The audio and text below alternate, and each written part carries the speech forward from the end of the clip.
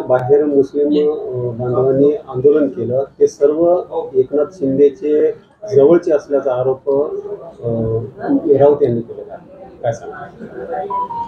त्या सगळ्या देशातला माहिती आहे की या लोकसभेमध्ये सर्व मुस्लिम बांधवांनी मोदींच्या विरोधातल्या अपप्रचाराला बळी पडून उभाटा आणि काँग्रेसला मतदान केलेलं आहे. त्याच्यामध्ये एक मतसुद्धा आमच्या महायुतीला पडलेलं नाही.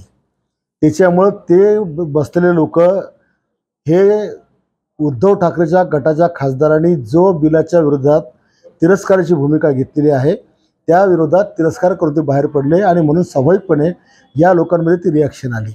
आता तुम्ही एखाद्या समाजाच्या विरोधात जर काही चुकीची भूमिका घेत असाल तर त्या समाजाची रिॲक्शन ही स्वाभाविक आहे आणि म्हणून ते कोणी पाठवले कोणी काय केले. आता एकनाथ शिंदे साहेबांचे फोटो तर दिवसातून लाख लोक काढतात. तू काय दाखवतो फोटो द्यायचे?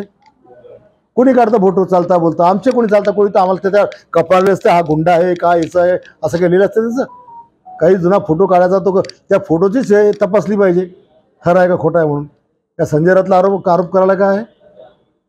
पुन्हा संजय राऊत म्हणतात की सुपारी गँग जी आहे मंत्रालयाच्या 6व्या मजल्यावर बसलेली आहे. कशाच सुपारी देतात? हे दिली आम्ही महिलांना 18,000 रुपये पगार देण्याची सुपारी घेतली म्हणून आम्ही शेतकऱ्यांना 10,000 हजाराचं सोयाबीन कापसाचं बोनस द्यायची आम्ही सुपारी घेतली. आम्ही 3 सिलेंडर गॅस फुकट द्यायची सुपारी घेतली. आम्ही महाराष्ट्र प्रगतीवर न्यायची सुपारी घेतली. महाराष्ट्रातल्या तरुणांना उद्योगाकडे नेण्याकरता आम्ही सुपारी घेतली. असं जर वाटत असेल तर ह्या सुपाऱ्या आम्ही नक्कीच घेतो. पण गावगुंडांच्या सुपाऱ्या या मातोश्रीच भेटत होत्या पहिल्यापासून. संजय राऊत बुलढाणा जिल्हा दौऱ्यावर येत आहेत आणि जिल्ह्यातील ज्या विधानसभा आहेत त्याच्या मुलाखती ते घेणार आहेत. कसं तो त्यांचा पक्ष आहे, त्यांचे उमेदवार त्यांना तपासायचे, ते निवडून आणायचे. त्याच्यामध्ये आम्ही काय बोलणार नाही.